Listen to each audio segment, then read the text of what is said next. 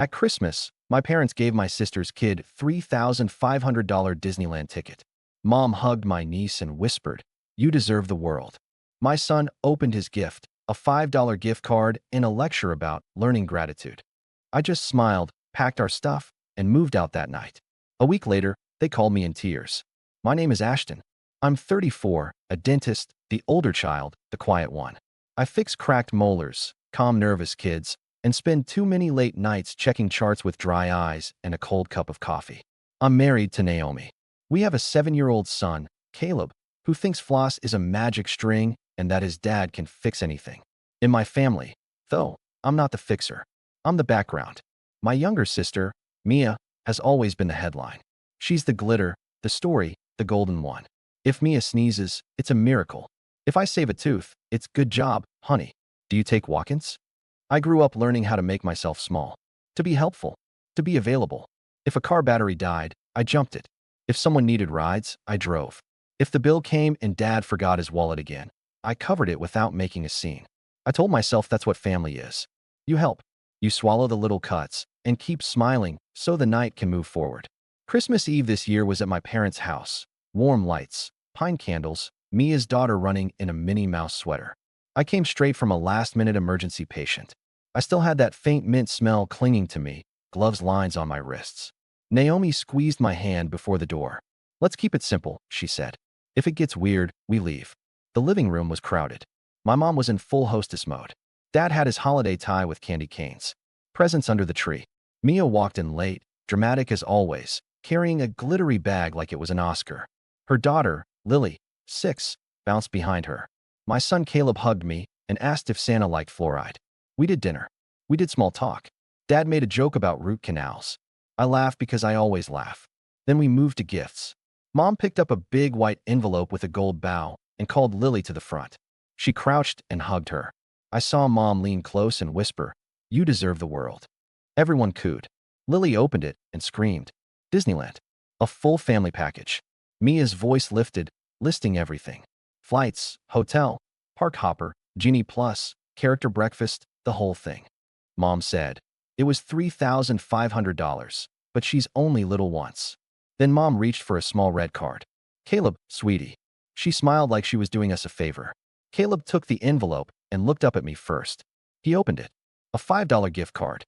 Mom cleared her throat. And a little note for our boy about gratitude. She tapped the folded paper.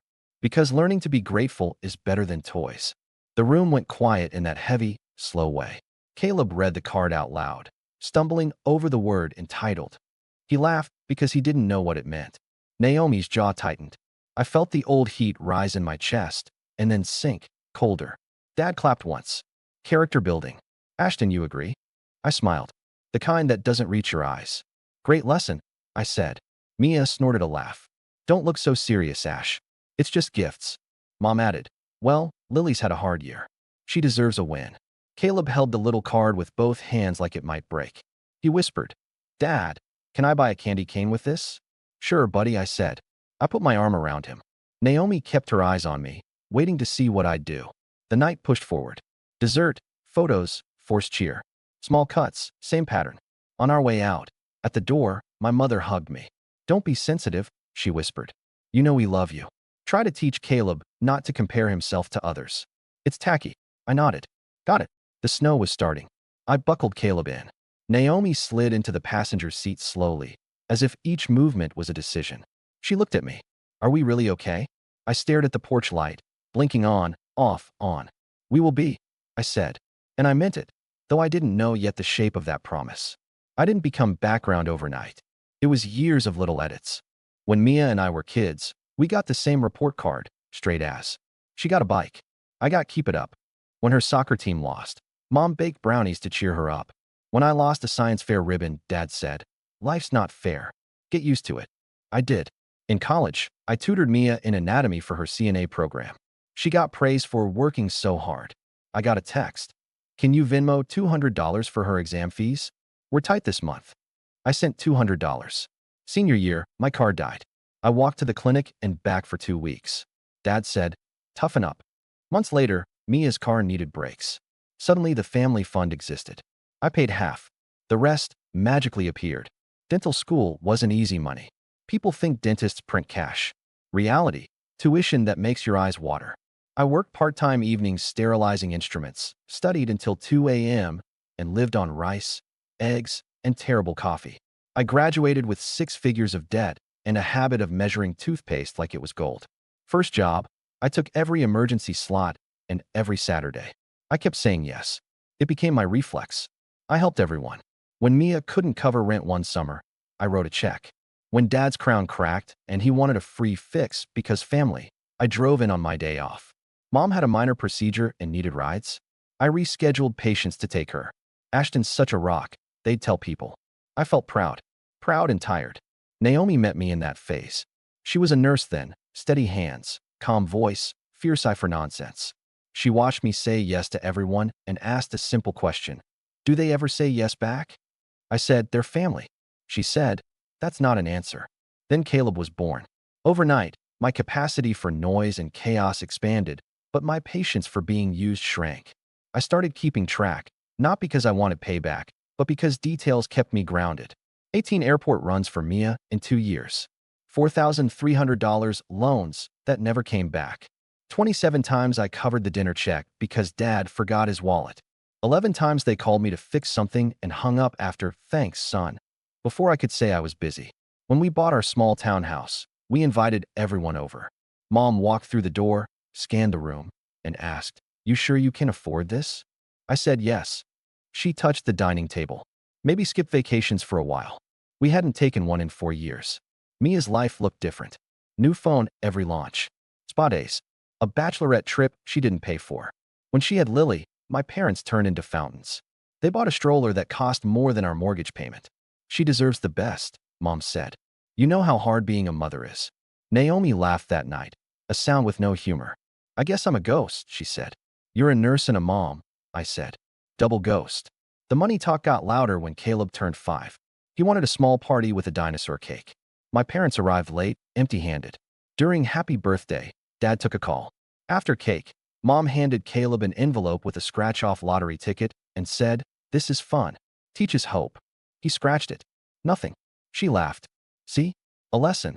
Contrast, Lily's birthday, a rented indoor playground, a custom balloon arch, and a pony photo op because why not? The party favors alone were nicer than Caleb's gifts from them that year. Naomi took pictures of Caleb's face carefully, cropping out the empty expressions and keeping only the pure smile when his friend gave him a homemade card. I kept telling myself it was just a phase. People have blind spots. Parents stumble. But it wasn't a stumble. It was a pattern. And patterns pay dividends if you let them. This fall, the money requests shifted into expectations. Mia called, voice breathy with urgency. They raised daycare rates again. I'm drowning. Can you send $600? You make good money. I said, we're saving for Caleb's braces and life. She said, but you have that dentist salary. I said, and debt. She huffed. It must be nice to have a safety net. I looked around at my kitchen, the fridge that hummed too loud. My safety net is a spreadsheet, I said. 2 weeks later, Dad invited me to lunch. The server hadn't even taken our order when he said, your sister needs help. Real help. You and Naomi don't need much. You're practical. You can lower your lifestyle a little. I stirred my water with a straw. Lower it to what? He shrugged. Family sacrifices. I asked, when do they sacrifice for us? He frowned like I'd told a dirty joke. Don't make this about fairness. Life isn't fair. At Thanksgiving, Mom floated a new idea over mashed potatoes. We're thinking of starting an education fund for Lily. We'll manage it, but since you're doing well, you can contribute monthly. Automatic draft is easiest. Naomi coughed. What about a fund for Caleb? Mom smiled thinly. He doesn't need it as much. Ashton's stable. I stared at the gravy boat and thought about enamel. Once it's gone, it's gone. You can't grow it back. Boundaries feel like enamel. You have to protect them early. Then came Christmas. The whispers, the envelope, the $3,500 trip, the $5 card, the lecture about learning gratitude. The room had a low hum, like a drill far away. Caleb's eyes were bright and confused. Naomi didn't speak. I could feel the moment hardening into something I couldn't sand down later. On the drive home, Caleb held the gift card between 2 fingers. $5 is still money, he said, brave. I can buy 2 candy canes. Naomi's voice was soft. You don't have to be brave right now. I kept both hands at 10 and 2 on the wheel. We're okay, I said. We're going to be okay. I meant it. But okay wasn't going to live in that house anymore. We didn't make a scene that night. We got home, tucked Caleb in, and sat at the kitchen table. The house was quiet except for the heater kicking on. Naomi put her palms flat on the table. Say it, she said. I stared at the scuffed edge of the table. I'm done. She nodded. Good. What does done look like? Boundaries, I said. The word felt boring and strong. No more money. No more errands. No more automatic drafts. No more gifting down while being lectured up. Christmas next year? She asked. Us, I said. Home. Or somewhere that doesn't require swallowing my kid's dignity. She exhaled. Okay. I stood and started packing. Not the dramatic throwing of things. The quiet kind. Documents, keepsakes, photo albums my mother insisted on keeping at her house for safekeeping. I texted my dad. We're picking up our photo albums tomorrow. Please set them aside. He replied an hour later. Don't be childish. Then, 9 a.m. or not at all. At 8:58 a.m., we were on the porch. Dad opened the door with that strained smile. The albums were not set aside. Mom hovered in the kitchen. Mia wasn't there, but her voice lived in the house like perfume. Morning, I said. We'll grab our things and go. Dad waved a hand. Sit. Talk. We didn't sit. Mom started with a sigh that was basically a script. Ashton, last night was about teaching Caleb values. Lily's gift was from us and Mia together. You know how hard she works. Sure, I said. This won't take long. Mom lifted her chin. You're overreacting to a single moment. I opened the hall closet and pulled down the first album. It's not a single moment. Dad's voice sharpened. Don't take that tone. I stacked albums. Naomi stood beside me, steady. Caleb picked up a photo of his first missing tooth and smiled at it like it was a friend. Dad tried again. You think you're better than us because you're a dentist? I looked at him. I think I'm tired. Mom crossed her arms. We love Caleb. The $5 card was symbolic. Naomi's voice finally cut in, calm and surgical. Symbolic of what? Mom blinked. Gratitude. For him or for you? Naomi asked. Silence. Dad's jaw twitched. I put the last album in the box and lifted it. We're heading out, Dad said. If you walk out like this, don't expect us to fund anything for Caleb. Not his activities, not his school, not his braces. I smiled faintly. You never did. He stepped closer. You think you can punish us? I shook my head. This isn't about punishment. I set the box down so my hands were free and so he'd see I wasn't leaving angry, just leaving. This isn't about revenge. This is about closure. Mom's eyes flashed. Closure from what? From being the background, I said. From being the wallet. From asking my son to swallow small humiliations with a smile. Mom reached for Caleb. Come give Grandma a hug. Caleb looked up at me. I nodded. He hugged her.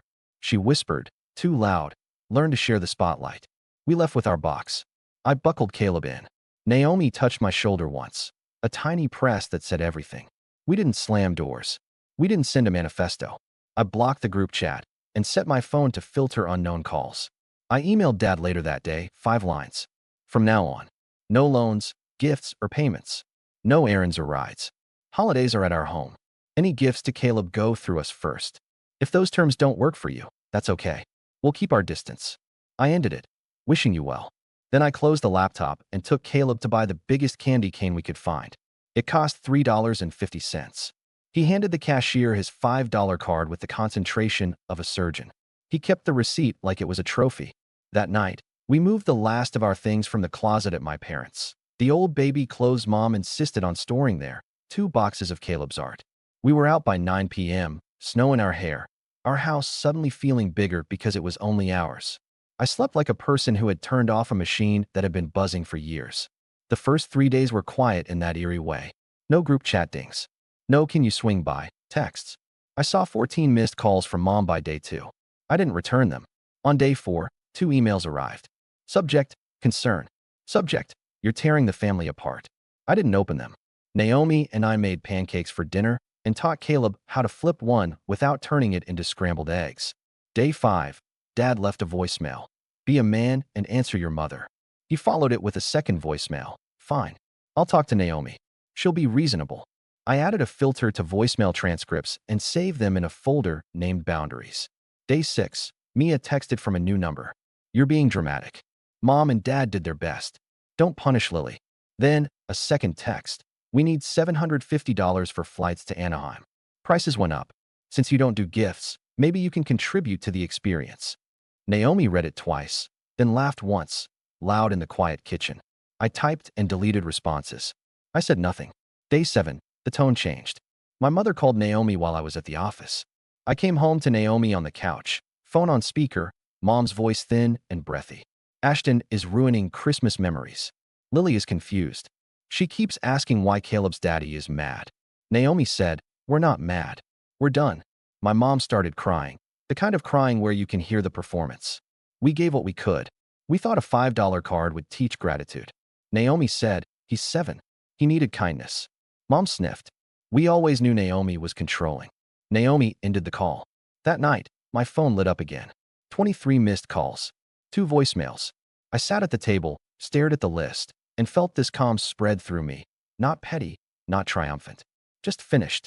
At work, my assistant asked why I looked taller. I said, I slept. I did molar extractions with a steady hand I hadn't felt in months. I took a late lunch alone in the break room and realized I wasn't checking my phone every 5 minutes for the next obligation. On Friday, a message landed from Dad. Family meeting. Sunday. Non-negotiable. Naomi looked at me.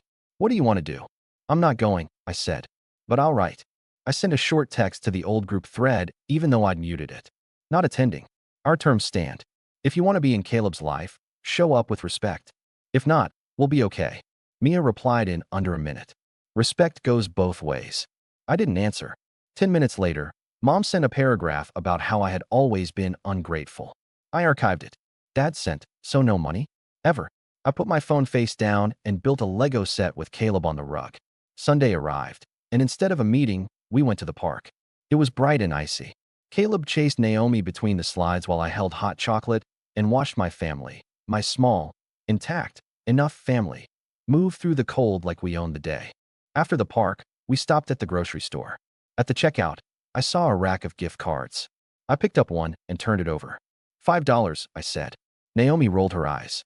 I bought it anyway and handed it to Caleb. "You know what this one buys?" He shrugged. "Candy cane." "Gum," I said. "For after flossing." He grinned. That evening, the apologies started, except they weren't apologies. They were negotiations. "We didn't mean it that way. You're too sensitive." "Okay, maybe the Disneyland thing was a little much, but you know how Mia is. Let it go, Ashton." I didn't answer. I cooked. I lined up lunch boxes. I set out Caleb's uniform. I flossed. I went to bed. Monday morning, Dad showed up at my office without an appointment. He stood at the front desk, heavy in his coat, and announced, "I need a crown fixed." Our receptionist said, "Next opening is Thursday." He said, "I'm his father." She said, "Thursday." He sat down, huffing. I came out between patients and led him to an empty consult room. He started, "Your mother hasn't slept. Mia is hysterical. Lily is crying. You can't be this cruel. Saturday, how can I help you with your tooth?" He stared, then laughed without humor. "That's how you want to play it." "Dad," I said, "I sent terms. You ignored them. This is me following them." His voice rose. "We gave you everything. I counted breaths. I gave you time, money, and respect for years. I asked for none of it back. Now I'm asking for a boundary." He leaned forward. "You'll regret this." "I won't," I said softly. "But even if I did, it would still be mine." He shook his head and left. He didn't fix the crown that week. I didn't call to reschedule. It felt strange, like touching a tooth that used to hurt and feeling nothing. A few days later, Mia posted photos, Lily with a princess, Mia with a cocktail, captions about magic and dreams. Mom commented hearts. There was no mention of who paid. Maybe they moved money around. Maybe someone else covered it. Maybe debt would knock later. Not my business. Our life got simple. Naomi and I made a new rule. No discussions about my parents after 9 p.m. We moved Caleb's bedtime earlier. We ate together 3 nights in a row. On Saturday, I took Caleb to the clinic and let him sit in the big chair. "Is this what you do?" he asked. "Mostly," I said. "Does it hurt people?" "No," I said. "I help them feel better." He nodded. "Like you did for us." I looked at him. "Yeah," I said. "Like that." Then the week passed, and, just when the silence felt permanent, the phone rang on a Wednesday night at 8:42 p.m. It was Mom. I let it go to voicemail. She called again. I let it ring. She called Naomi. Naomi glanced at me. I shook my head. The call ended. Then came a text from Dad. "Emergency. Call now." Naomi put her hand on my arm. "Your call." I called. Mom answered with a rush of breath. Ashton, thank God. Your sister, her voice cracked. Lily fell at the playground. She broke a tooth. A front one. She's in pain. Mia is panicking. The ER said to see a dentist. We thought. We need you. I closed my eyes. I know children's teeth. I know pain. I also know patterns. What's the plan? I asked. We're on our way to your office, Mom said. Please. We'll be there in 15. I glanced at Naomi. She nodded once. Okay, I said. I'll meet you there. On the drive, the car was quiet. Naomi finally said, I'm proud of you either way. Either way? I asked. Either boundary or help with terms, she said. As long as it's your choice. We pulled into the lot. I unlocked the door and turned on lights. 5 minutes later, Mia ran in, carrying Lily, who was sobbing, lips swollen, a chip out of her front tooth. Ash, Mia said, breathless. Please. I looked at Lily. Hey, kiddo. I've got you. I looked at Mia. Before we start, 2 things. Mia blinked. Now, I said. 1. You consent to treatment and the cost. 2. After this, you and Mom and Dad follow our terms. No lectures, no uneven gifts, no money asks, respect for my family. Mom started, Ashton. I raised a hand. This is me being clear. Mia swallowed, eyes shiny. Okay. Yes. Please, just help her. I helped her. 30 minutes later, Lily left with a temporary fix, pain reliever instructions, and an appointment time for a proper restoration. Mia hugged me in the hallway, stiff like old habit fighting new rules. Thank you, she said. I'm sorry for things. Me too, I said. I didn't say for what. I didn't try to tidy the past in a single sentence. We locked up. I carried home the quiet like a warm coat. The next morning, I woke up to an email from my mother. No emojis. No scripts. Just words. Ashton, I'm sorry. We were wrong. We thought we were teaching lessons. We were repeating patterns. I don't want to lose you or Naomi or Caleb. We will follow your terms. Mom, Dad sent a separate text. I don't know how to do this, but I want to try. Thursday at 3 p.m. for the crown. I replied, Thursday works. Bring your insurance card. He said, copy. Mia texted, thank you for helping Lily. I told her Uncle Ash is a hero. I know that's not your job. We'll respect your family. I mean it. I didn't feel triumphant. I felt steady, like a tooth seeded right after months of ache. We didn't rush back. We didn't plan joint vacations. We didn't rewrite history in a group hug. We started small. A coffee with Mom where she listened more than she talked. A visit with Dad where he showed up on time and paid at the counter without making a scene. A Sunday afternoon at our place where Lily and Caleb built a tower out of blocks and nobody made a joke about gratitude. At our house, we keep the 5 lines printed on a card on the fridge, not as a threat, but as a compass. When someone slips, and they do, we point to the card. Boundaries aren't a wall. They're a map. If you asked me what changed most, I'd tell you it wasn't them. It was me. I stopped auditioning for a role I never wanted.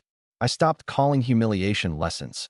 I stopped letting a $5 card define my kid. I'm not interested in revenge. I'm interested in clean margins. In a calendar that belongs to the 3 of us. In holidays that don't taste like swallowing glass. My name is Ashton. I'm 34. I'm a dentist. I fix what I can fix, and I let go of what's not mine. I love my wife. I love my son. I love peace more than I love being included. And if you're wondering about next Christmas, it's here, at our table, with hot cocoa and lopsided gingerbread and a gift for Caleb that says, plainly and without lectures, you deserve the world, too.